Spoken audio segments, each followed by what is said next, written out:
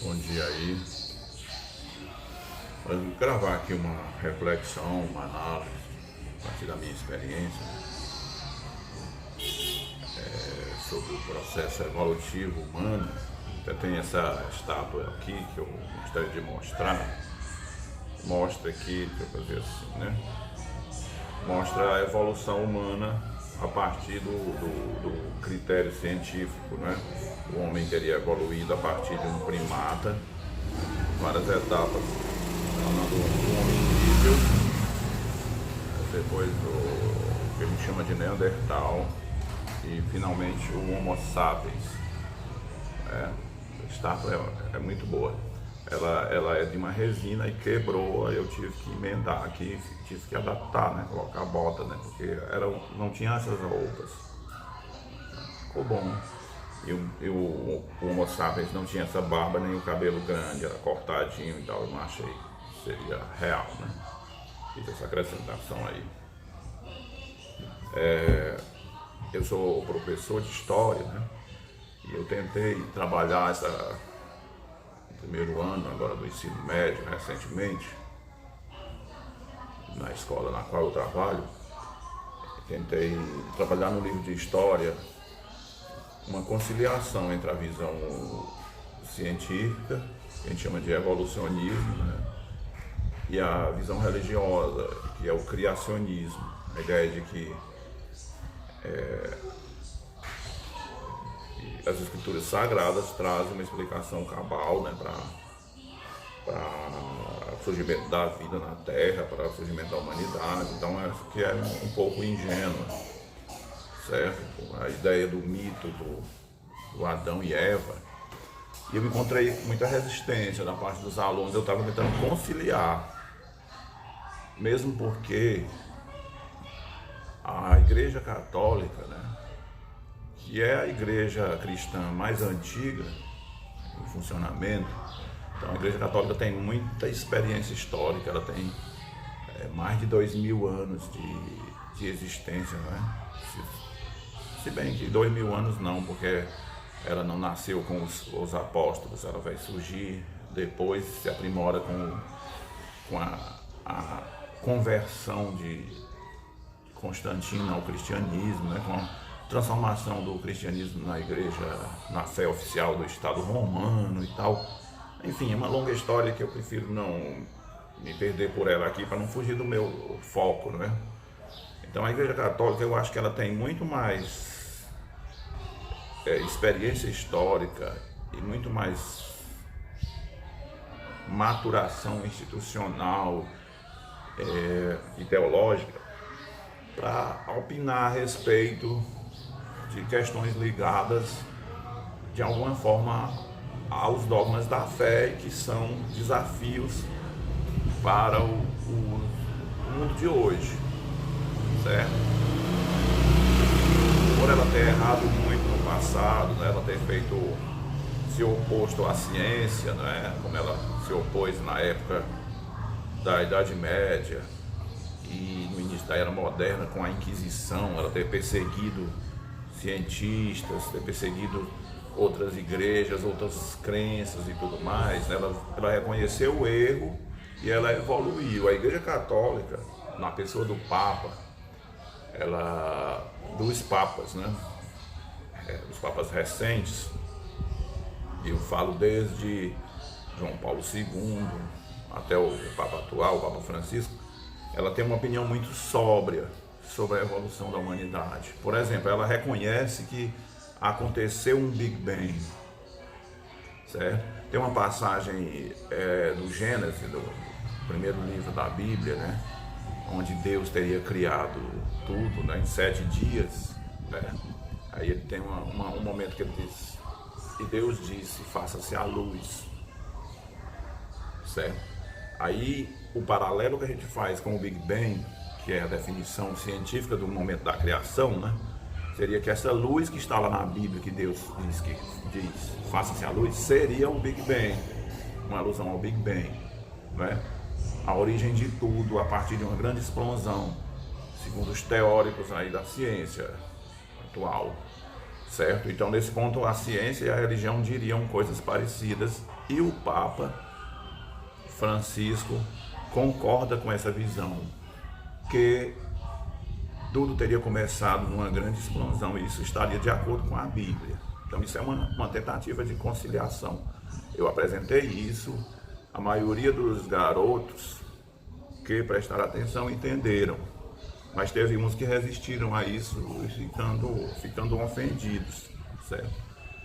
E também a questão da evolução humana, que o homem teria evoluído a partir de um primata inferior até chegar no Homo sapiens, que somos nós. Segundo a Igreja Católica, na sua cúpula, na figura do Papa, esta reflexão da ciência, a partir do Charles Darwin, né, ela está comungando com a opinião que Deus teria criado a humanidade a partir do barro, certo? Como assim?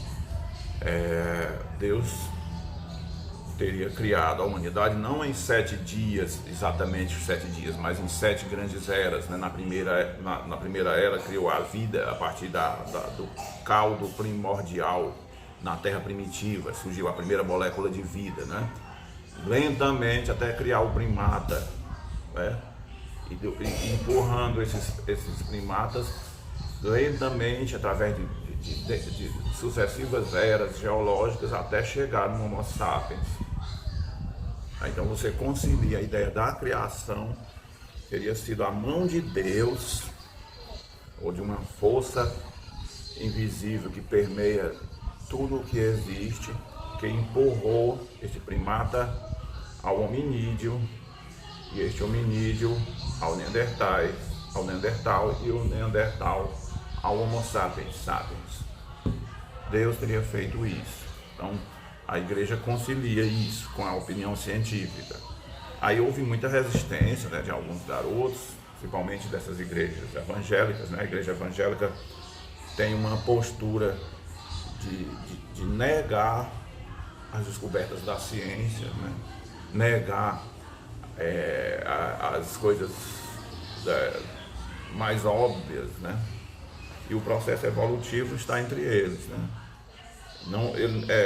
Os evangélicos não tiveram, na cúpula, né, das igrejas evangélicas, não tiveram o bom senso que teve a Igreja Católica de reconhecer o evolucionismo como sendo a ação da mão de Deus, de uma força que eles chamam de Deus, uma força que estaria por trás do universo, uma força que permeia o universo, que age no universo, empurrando a evolução na direção da humanidade. A Igreja Católica reconheceu que está de acordo com as Escrituras. O Papa Francisco disse que o mito de Adão e Eva e do paraíso terreal é só uma mitologia, é uma alegoria para se referir ao início da criação da vida, dos animais, dos primatas e depois da humanidade. Seria uma alegoria, certo? Então isso é muito sóbrio. Aí caberia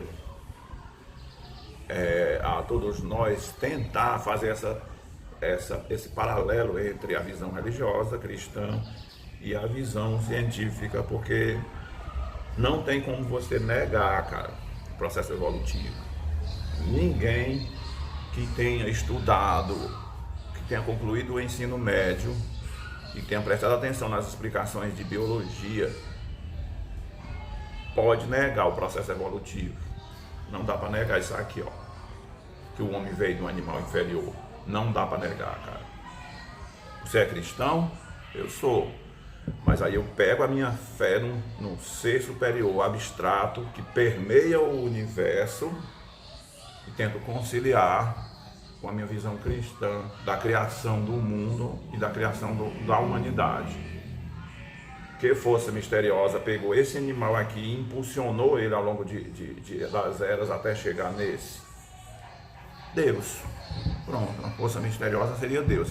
E aí, quanto a Jesus Cristo, aos santos, ao clero, aos dogmas da igreja, isso aí é uma produção humana e cultural, certo? A cultura humana, depois vai desembocar no Ocidente, vai gerar uma fusão de ingredientes históricos, folclóricos, mitológicos e culturais, que vai desembocar no cristianismo, no catolicismo, no Estado absolutista, na visão cristã e ocidental. Vai desembocar no mundo europeu e com a colonização da América, né, no mundo latino-americano, no mundo ocidental como um todo, certo? Então isso aí são valores históricos, são valores culturais, certo? São mitologias, são necessárias para que as pessoas comuns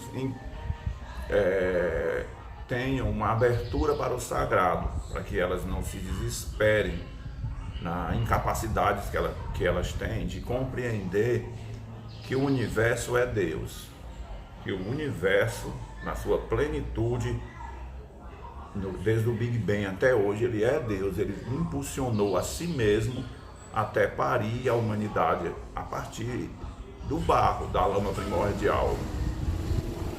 Eu acho que deu para entender, né, o que eu acho.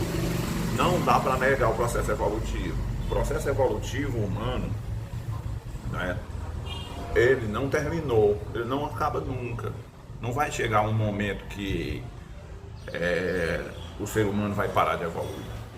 Esse momento não vai chegar nunca, só quando a gente se extinguir no futuro, né? Quando toda a vida humana for extinta, aí a evolução para. Enquanto houver vida humana, por quê? Eu digo isso porque desde do encontro do espermatozoide com o óvulo, a formação do embrião, há uma sucessão de forças biológicas, moleculares, em ação naquele indivíduo que podem induzir a uma má formação, a uma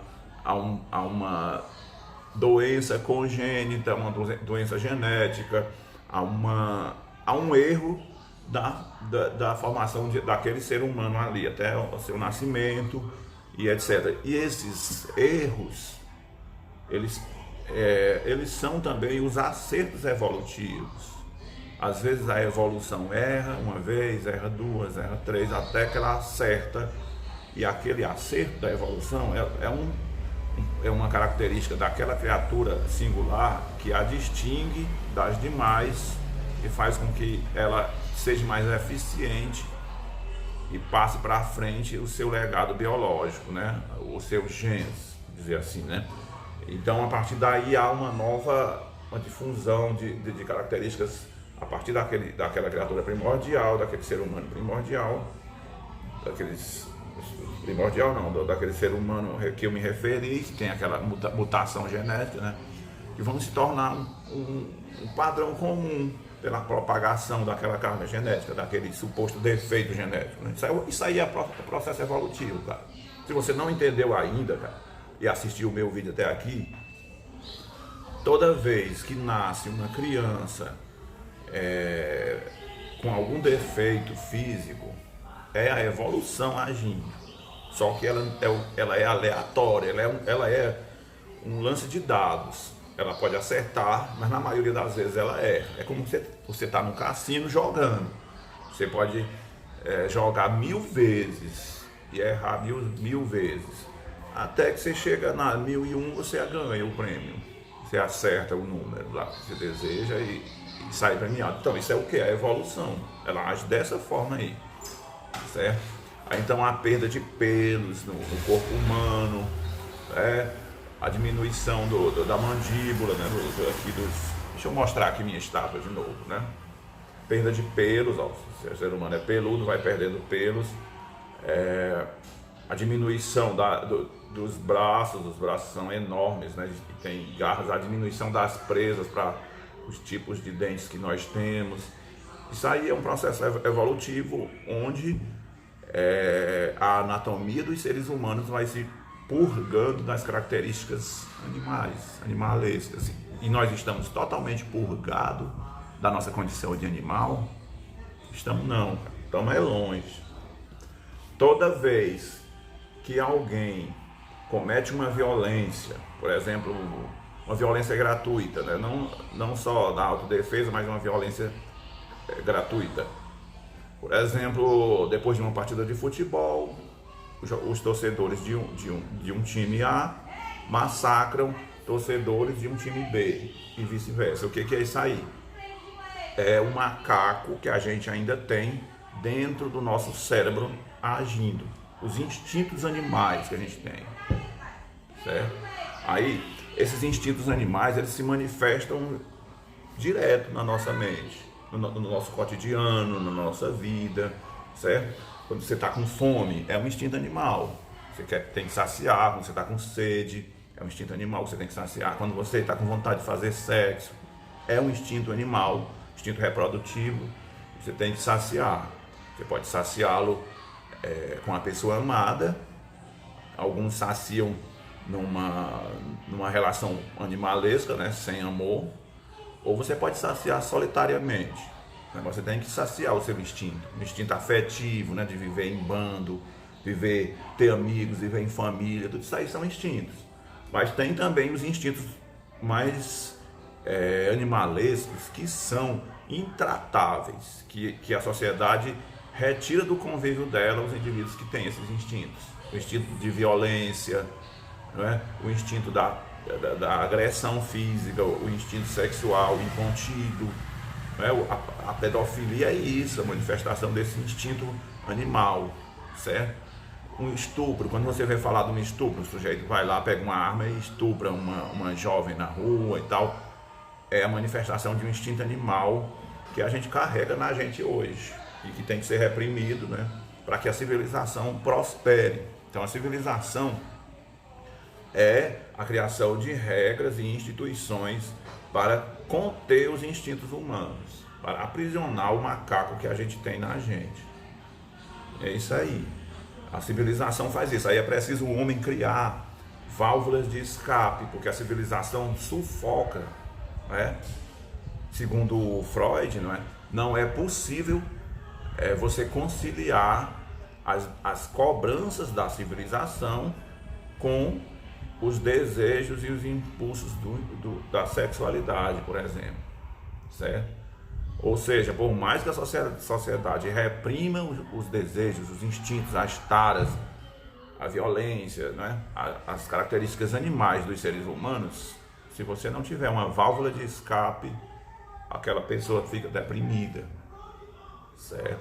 Aí o futebol o esporte, né, em geral, mas vamos tomar o exemplo do futebol, ou dessas lutas de UFC, da luta de boxe, do karatê, da arena romana, os Jogos Olímpicos da Grécia Antiga e tal, os Jogos dos povos da América Central, pré-colombiana e tal, né, dos astecas e tal, os maias.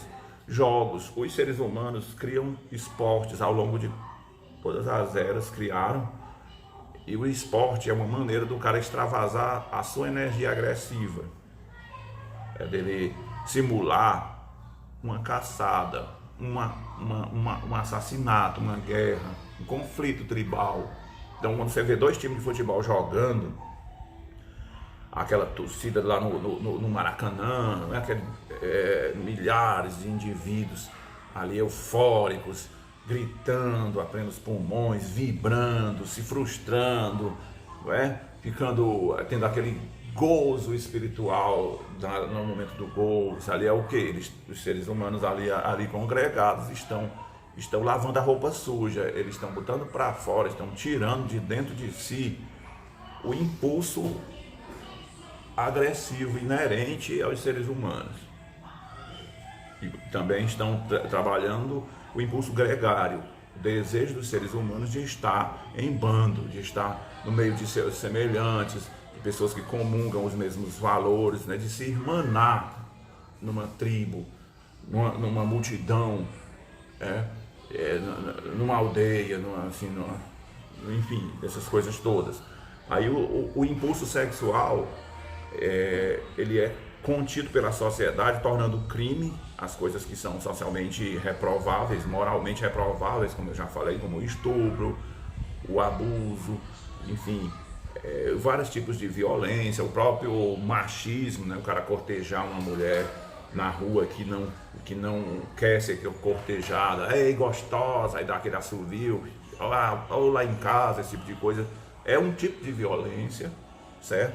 Aí por que aquele cara não passa do assovio e dos termos chulos? Porque a sociedade está reprimindo ele. A sociedade está reprimindo ele, né?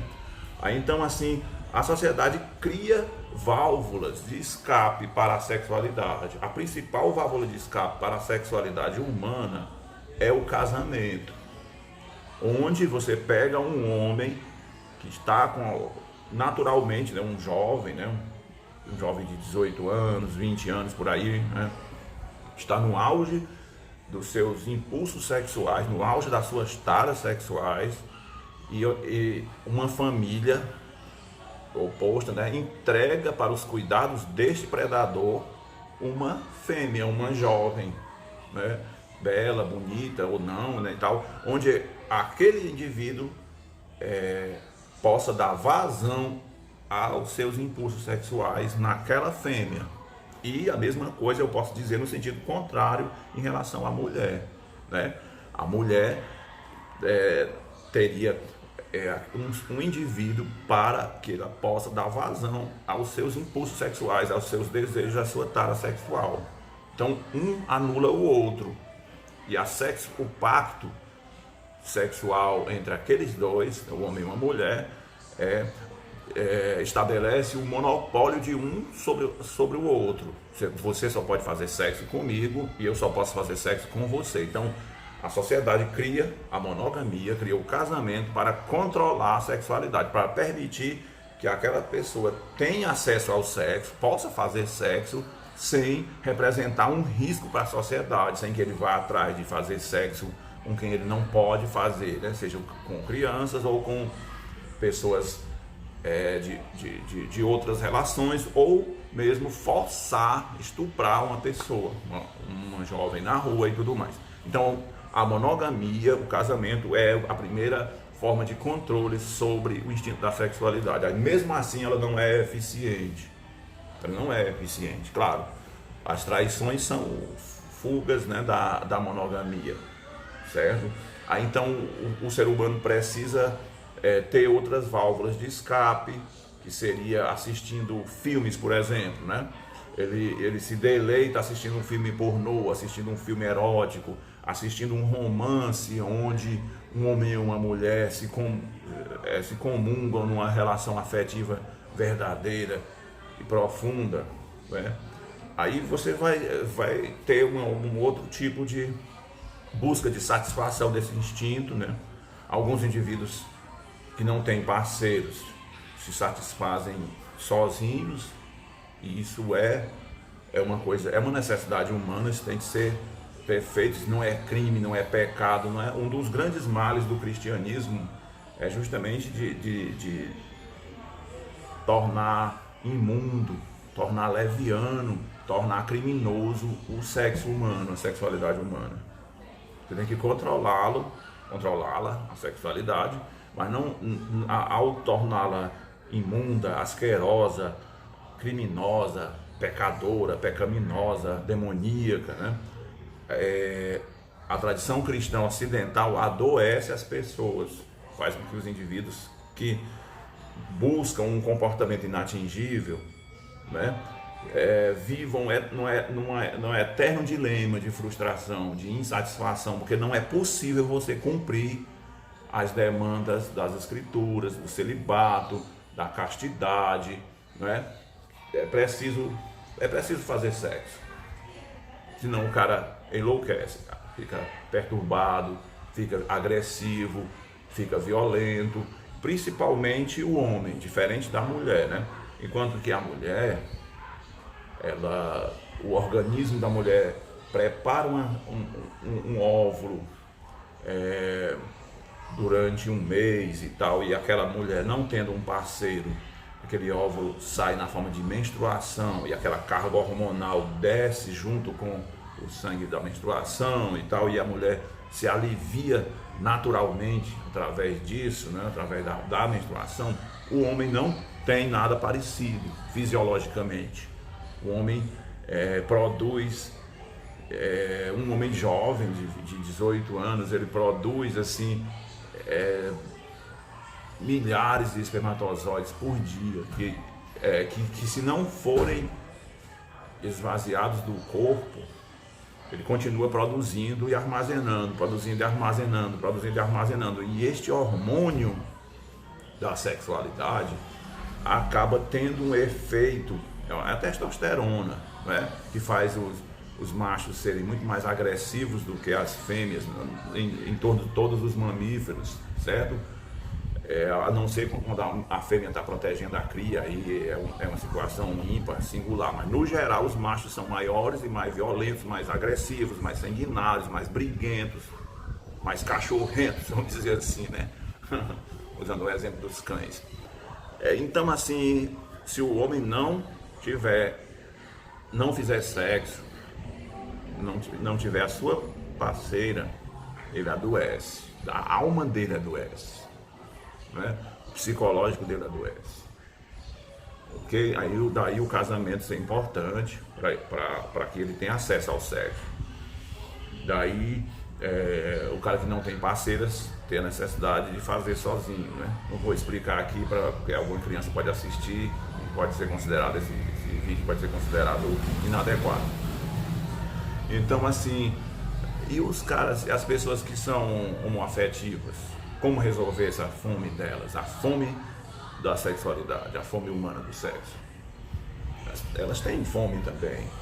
Daí cabe aos cristãos, aos evangélicos, católicos em geral, ter o bom senso, porque a sexualidade humana, ela é volátil, ela é, vamos dizer assim, ela é fluida, ela é construída, é uma construção cultural ao longo do processo de civilização da criança, né? A criança nasce e ela é educada para ser, se for um menino, é educada para ser homem, né? Se for uma menina, é educada para ser menina, mas pode acontecer na evolução do embrião, uma parte genética, uma parte biológica que não está muito claro pela ciência, onde aquele menino nasce com uma alma feminina, aquela menina nasce com a alma masculina, ou então nasce com uma espécie de ambiguidade, onde ele se relaciona com os dois sexos, ou prefere se relacionar com os dois sexos sem ter uma definição clara, por uma preferência por um ou por outro, certo? Ou então, enfim, o leque de variedades das opções sexuais de conduta, né, humanas é muito vasto. Na essência, o que eu quero dizer é que cabe à sociedade, nós da sociedade, entender que aquela pessoa não tem escolha, no sentido assim de aquele garoto que nasceu homoafetivo, ele não tem como se relacionar com mulheres, se casar com uma mulher, fazê-la feliz e ser feliz ao lado dela. Ele não tem essa capacidade psicológica e biológica e afetiva, né? E o que fazer? Porque é pecado, vai contra a Bíblia e tudo mais. Não é pecado segundo a Bíblia, né? Porque a Bíblia é um livro que tem 2000 anos que foi escrita, e naquelas sociedades isso era muito reprimido, né? Na sociedade hebraica daquele período, certo? Então colocou-se lá que a homossexualidade era uma ofensa direta a Deus e deveria ser punido com a morte. Aí você pegar essa passagem das Escrituras e querer aplicar no mundo de hoje, você realmente, meu irmão, você quer defender que a gente deve matar todos os homossexuais do Brasil e do mundo? Você acha que você merece o respeito de alguém se você defender uma loucura dessa, meu irmão? O que a gente tem que fazer com as pessoas que têm esta predisposição genética e psicológica para a homoafetividade, homens e mulheres? deixar as pessoas viverem a vida delas, se elas escolherem retrair a sua sexualidade numa imposição oriunda da família, do pai, da mãe, dos irmãos, enfim, do grupo familiar, é uma escolha delas, né? Se elas resolverem viver a sua sexualidade com um parceiro do mesmo sexo, né? Dois homens vão ter uma vida afetiva em comum, uma união estável,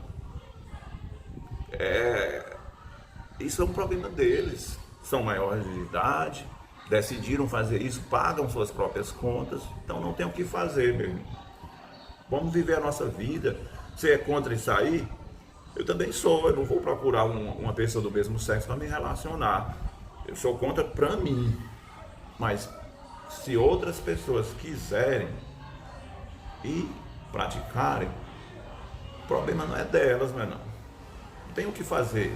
Eu posso fazer uma censura, uma crítica e tudo mais, mas está dentro da liberdade humana, está dentro do livre-arbítrio. Vá viver sua vida e deixe a vida dos outros de mão, como dizem aqui na gíria sertaneja, né? Então é isso. Essas questões são muito ambíguas.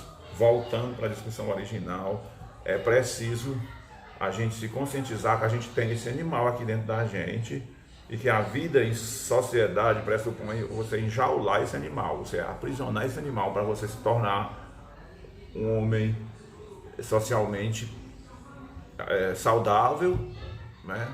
Uma pessoa humana, amiga, defensora da paz social, né? De uma sociedade evoluída e harmônica. Se você atacar esses valores, meu irmão, você está do lado errado da civilização, está do lado errado das leis. É o que eu acho. Aí voltando, já está com 31 minutos, né? Já está com muito tempo. Dizer que foi um prazer ter falado aqui, né? É uma pena eu não conseguir dizer para os meus alunos o que é a conciliação entre a visão evolucionista, o cientificismo oriundo de Charles Darwin, né? E a visão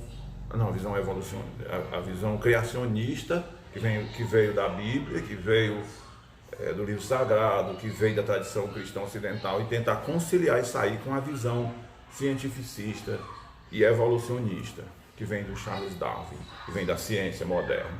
Não consegui. Há uma resistência, né, grande,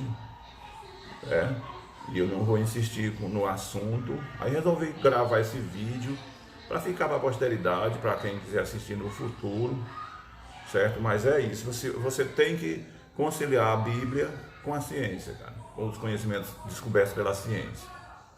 Para começar, se você acha que é uma heresia as descobertas científicas, né? Isso aí Deus não quer isso. O seu Deus, que criou a humanidade com a capacidade de pensar, de refletir, deu esse cérebro aqui, ó, que a gente tem. Cérebro. Pra quê, cara? Se não for para usar. Não é para usar, não? É para usar, cara. E aí a gente tem o princípio do livre-arbítrio, né? A capacidade humana de decidir por si mesmo, de decidir o que fazer da vida, como interpretar a vida, como se relacionar com os seus semelhantes, como viver em sociedade e tudo mais. Isso é o livre-arbítrio. E esse livre-arbítrio gerou a ciência moderna, que é um método da investigação empírica, onde a gente precisa investigar a natureza para entender como a natureza funciona. E essa natureza nada mais é do que Deus, que essa força misteriosa que gerou a luz e fez o Big Bang, né? Fez o universo se expandir em todas as direções, que fez o gás hélio primordial esfriar e esse gás se condensar na forma de estrelas e de galáxias, né? Essas estrelas gigantescas da primeira era da evolução do universo, elas se consumiram muito rápido, porque elas eram gigantescas, né? Quando uma estrela ela vai envelhecendo, ela vai fundindo os elementos químicos, né? Do hélio, aí ela passa para o segundo elemento químico, né? Na fusão da química ali, que vai gerar a energia e o calor das estrelas, né? Até chegar nos demais elementos químicos, né? No carbono, no cálcio, no oxigênio, enfim, quase toda a tabela periódica é produzida pela fusão nuclear das estrelas. Aí quando essa estrela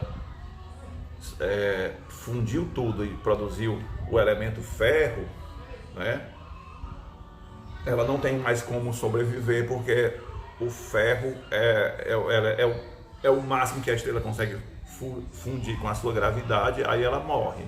Ela explode, no que a ciência chama de supernova, e joga no espaço restos da estrela que morreu, cinzas. Essas cinzas são os meteoros. Os meteoros são essa poeira espacial que a gente vê, são essas pedras que flutuam no espaço de vários tamanhos, né, e tal, até que muitas dessas pedras se encontram e, pressionadas pela gravidade, formam um planeta, como a Terra, formam uma lua, como a lua da Terra, formam um planeta como Marte, como Vênus e Plutão, Saturno, Júpiter, enfim, vários planetas. Eu estou falando do nosso sistema solar, mas isso acontece no universo inteiro. Então há uma força empurrando o universo nessa direção. Aí quando a Terra se forma, né, há cerca de 4 bilhões de anos atrás, certo? Nessa Terra primordial, com os elementos químicos que veio das estrelas, de uma estrela morta anterior ao Sol, né, de uma estrela que viveu antes do Sol, aí você vai ter na Terra, você vai ter o ferro, o alumínio, o potássio, o carbono, enfim, o oxigênio, o hidrogênio, tudo isso aí empurrado pela gravidade. Aí você vai ter as condições para surgir as primeiras formas de vidas, né, vidas microscópicas, certo? Algas microscópicas que viveram no oceano primitivo. Então, o universo empurrando a matéria na direção da matéria animada, na direção da vida, da molécula viva. Então as moléculas vivas vão se fundir num ser mais complexo, nas primeiras plantas, nos primeiros animais aquáticos, que também são muito simples e primitivos. Depois essas formas de vida vão evoluindo para os anfíbios, depois para os répteis, para os dinossauros, né? Até que um cometa cai na Terra e aniquila essa etapa da evolução e dá vez para a segunda onda evolutiva, e vai culminar na humanidade, no Homo sapiens, no ser que vos fala e nos seres que o ouvem aí do outro lado dessa tela. Então, isso é uma força que está agindo, e essa força a gente chama de universo, né? que se iniciou com o Big Bang, ou quando disse faça-se a luz. E a luz foi feita, a luz se expandiu no vácuo, e ela esfriou e produziu as estrelas e os planetas, e o planeta Terra, a vida microbiana, a vida bacteriana, a vida animal, a vida dos mamíferos e, por fim, a vida humana. Tá? Eu acho que deu para me conciliar o processo aí da evolução, né, a visão do cientificismo com o processo da criação, do criacionismo. Valeu, um abração para quem assistir, agradeço muito, até a próxima oportunidade. Compartilhe aqui o vídeo aqui, para mais gente chegar a assistir.